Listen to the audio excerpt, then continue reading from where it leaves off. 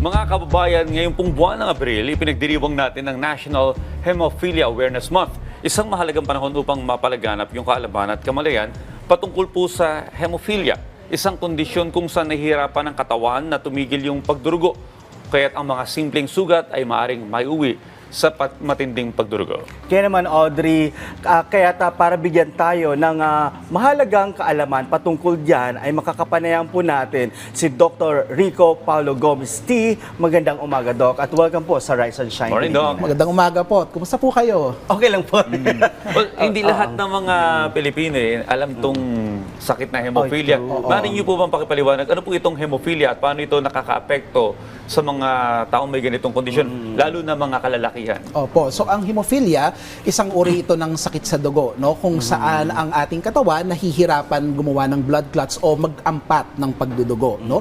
So kapag tayo nagkakasugat, natural naman, nagkakaroon talaga minsan ng pagdurugo.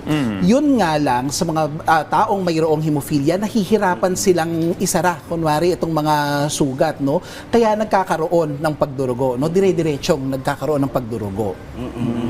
So ngayon naman, bilang bahagi ng National Hemophilia Awareness Month, ano po ang mga layunin nyo upang mas mapalagana pa ang kaalaman tungkol dito? Oo, tama po yung banggit ninyo kanina, hindi kasi ganoon karami pa ang may alam o ang aware dito po sa sakit na hemophilia, no? So kami naman po bilang mga hematologist ay naglalaganap na gusto namin ipaalam na mayroong ganitong sakit at nakakaapekto kasi talaga ito sa buhay.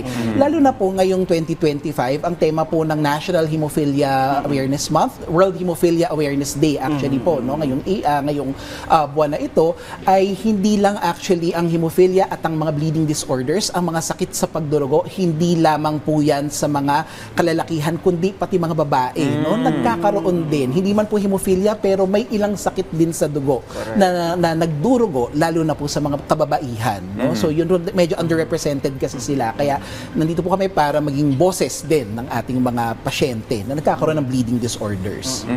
So bleeding disorder pala to, no? Well, no. Pero may iba-iba po bang uri ito, Doc, itong hemophilia? Opo, ang hemophilia may dalawang uri karaniwan, no? Yung tinatawag na hemophilia A, kung saan nagkukulang sa isang protina na kailangan natin para magdikit-dikit ang dugo, yung tinatawag na factor 8, at hemophilia B, kung saan naman nagkakaroon ng kakulangan sa isang protina na kailangan din natin sa pagdidikit-dikit ng dugo o yung tinatawag na factor 9. So kung may mga uri ng hemophilia, ano naman po ang karaniwang sanhi nito at paano ito naipapasas ng magulang papunta sa mga anak?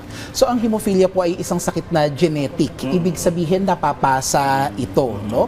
So kaya po karaniwan mga lalaki ang nagkakaroon nito dahil itong depekto, no, ng hemophilia nandun sa isang tinatawag na gene na sa mga lalaki na ipapasa, yung X chromosome na tinatawag, no? Yun ang mga instructions kasi para makagawa tayo ng protina. Ngayon po, kung ang tatay, kasi sa karaniwan sa lalaki, dahil isa lang ang X ng lalaki at pag nasira yun, sira talaga, hindi siya makakagawa. So kapag ang lalaki, ang tatay, nagkaroon ng anak, ang mga lalaki niyang anak, hindi nagkakaroon dahil hindi naman niya naipapasa yung X, pero yung mga babae niyang anak, nagiging carrier dahil napupunta sa kanila yung depekto. At yung mga anak nilang babae, kapag yun naman ang nag-anak ng lalaki, yun ang nagkakaroon ng hemophilia.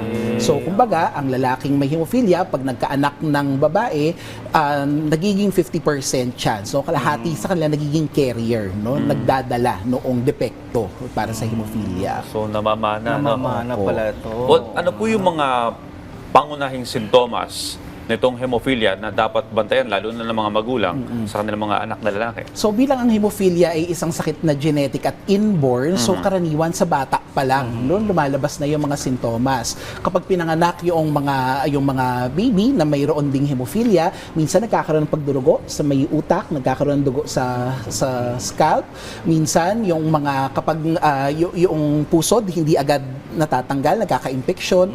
Kapag habang lumalaki naman, namamaga, nagkakaroon magkakaroon ng pagdurugo sa mga tuhod, sa mga kasukasuan dahil sila very active ang mga bata. Sila makatakbo lang ng konti, madaling masira, no? Madaling magdugo doon sa mga dugsungan ng buto, sa mga kasukasuan. So pwedeng internal pala yung bleeding na ito. Yun po ang nakakatakot sa kanya dahil ang bleeding niya maaring Sa hindi loob. natin makita pero nasa loob kasi. Ayan nga. Doc, you have mentioned the signs and symptoms nito. So, paano naman ito maiwasan? Meron po ba ito gamot? Okay. So ang hemophilia, dahil nga genetic siya, no? Kumbaga pag pinanganak kang ganyan ay mayroon ka na talagang hemophilia.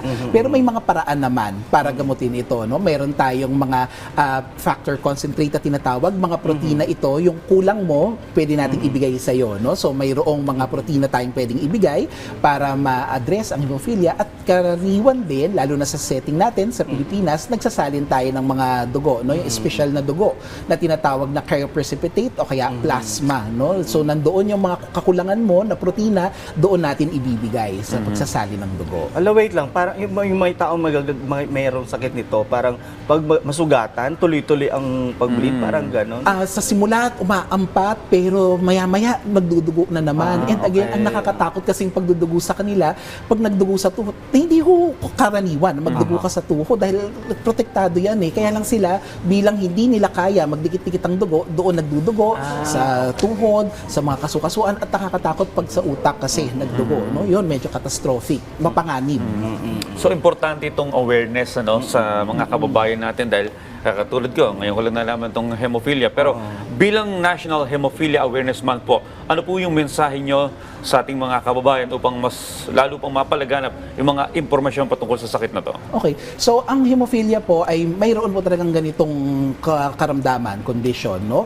At ang kailangan lang pong matutunan natin, makita natin yung mga sintomas niya, lalo na sa pagdurugo, lalo na sa mga bata. Karaniwan kasi sa mga bata, nakikita ang mga sintomas nito. At ang importante din, magpapasuri po kina doktor para po ating maagapan agad at hindi magkaroon ng komplikasyon. Dahil ang hemophilia, kahit na ba habang buhay siyang sakit na nandyan, kayang-kaya po nating i-manage. Kayang-kaya natin siyang hindi ba natin kayo papagaling, pero mapapaganda natin ang buhay niyo. Ayan. So, Doc, maraming salamat po sa pagbibigay po sa amin ng mahalagang kaalaman patungkol po sa hemophilia. Dr. Rico Paulo Gomez T. Maraming salamat, Doc. Salamat din po.